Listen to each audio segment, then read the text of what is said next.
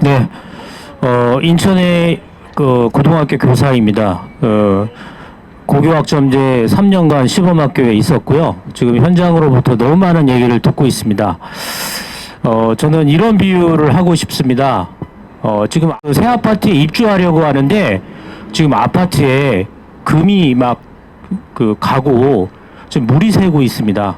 그런데 입주민들한테 하는 말이 간 건 그냥 페인트 칠하면 되고 물 새는 건 좀만 기다려 달라. 지금 저는 고교 학점제가 딱 이 상황이라고 생각합니다. 왜 지금 아까 현장 설문조사 이렇게 압도적인 설문조사가 나온 적이 없습니다. 그러면 왜 교사들과 더구나 교사뿐만이 아닙니다. 학부모, 학생 모두 다 고교 학점제에 불만인가? 정말로 이주호 장관이 AI 디지털 교과서를 추진하는데 정말 10분의 1만 관심을 가지고 학교 현장에 갔었으면 그 담당자가 출결 처리하는 부분을 현장의 얘기를 좀만 들었다면 이런 사태가 일어나지 않았을 것입니다. 그런 점에서 저는 근본적으로 고교학점제에 왜 교사, 학생, 학부모가 불만인가를 말씀드리려고 합니다. 지금 고교학점제 관련해서 1학년부터 해가지고 업무가 폭증했습니다. 그런데 아시다시피 고교학점제는 기본적으로 학생들의 진로 선택을 위해서 다양한 과목을 개설하고 그리고 진로 선택을 위해서 많은 정보와 상담이 필요합니다. 근데 지금 현재 교사들은 그걸 할 시간이 없습니다. 기본적으로 지금 1학년은 출결 때문에 정말 힘들다고 하고요. 2, 3학년은 과목 수가 3과목 내지는 4과목까지 늘어났습니다. 한 과목이 그만큼 늘어나게 되면 거기에 따른 평가 업무가 늘어나게 됩니다. 수행평가해야죠. 또 시험 문제 내야죠. 더군다나 요즘에 시험 문제 같은 거 잘못 내면 굉장한 많은 민원이 있습니다. 수행평가와 관련돼서도 얼마나 많은 민원이 있습니까? 가장 결정적인 문제는 고교학점제를 실시한다고 하면서 교사를 줄인 것입니다. 올해 1월 달에 정부는 중등교원 2,443명을 줄인다고 하는 그런 법안을 입법 예고했습니다. 고교학점제를 하기 위해서는 많은 과목이 개설돼야 되고 그리고 충분한 진로 상담과 지도를 해야 되기 때문에 교사를 늘려야 됨에도 불구하고 지금 현재 교사를 줄여버린 것입니다. 이 속에서 추진하는 고교학점제는 분명한 건 이런 식의 고교학점제는 처음부터 얘기하지 않았고 이거는 결국 교사들 전체의 불만과 그리고 이거는 어느 누구도 만족하지 않을 것입니다.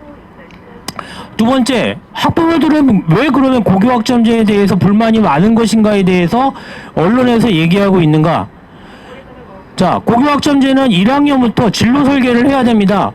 학생들이 1학년부터 3학년까지 내가 진로에 맞춰서 어떤 과목을 선택하실까의 시간표를 짜고 과목을 선택해야 됩니다. 그런데 학생들이 그러면 집에 가서 어머님하고 저 이러이러한 진로를 선택했으니까 이렇게 해서 과목을 선택할래요. 이렇게 말합니까? 누가 고등학교 1학년의 진로를 벌써 결정합니까? 대학도 지금 무전공을 교육부에서는 장려하고 있고 그리고 예산을 지원하고 있습니다. 어떻게 1학년이 진로를 결정하고 그리고 거기에 따라서 만반의 준비를 할 수가 있습니까? 그러니 답답한 부모님은 말도 안 하는 우리 애가 집에 와서 말도 안 하니 어디로 갑니까? 컨설팅 업체로 가야죠. 사교육기관으로 가야죠.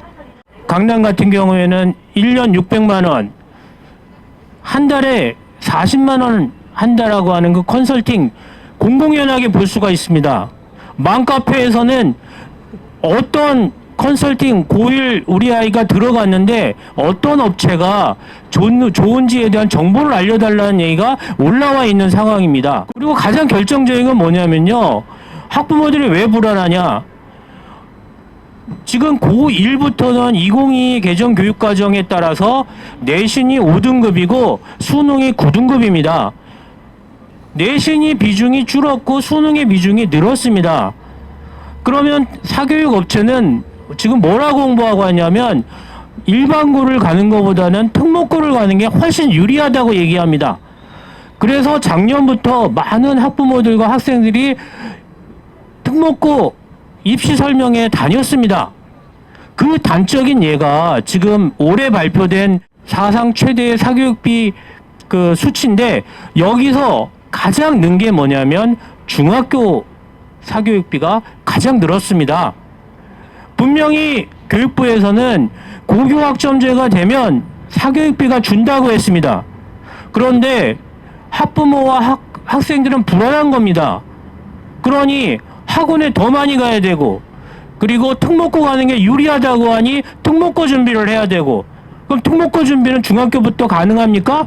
초등학교 또 준비해야죠? 그러니 만 4세, 7세 유아, 영아, 고시 얘기가 나오는 거 아닙니까? 마지막으로 학생들 불만 얘기하겠습니다. 학생들 1학년 때부터 일반 과목이 비중이 높습니다. 1학년 때 내신을 잘 따지 않으면 학생들은 이제 자퇴를 해야 됩니다. 그래서 작년, 재작년부터 해서 고1 자퇴생들이 엄청나게 늘어났습니다.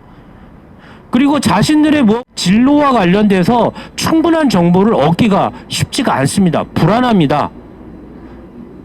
자, 이런 속에서 학생들은 이제 내신도 준비해야 되고요. 수능 9등급이니까 9등급도 준비해야 됩니다.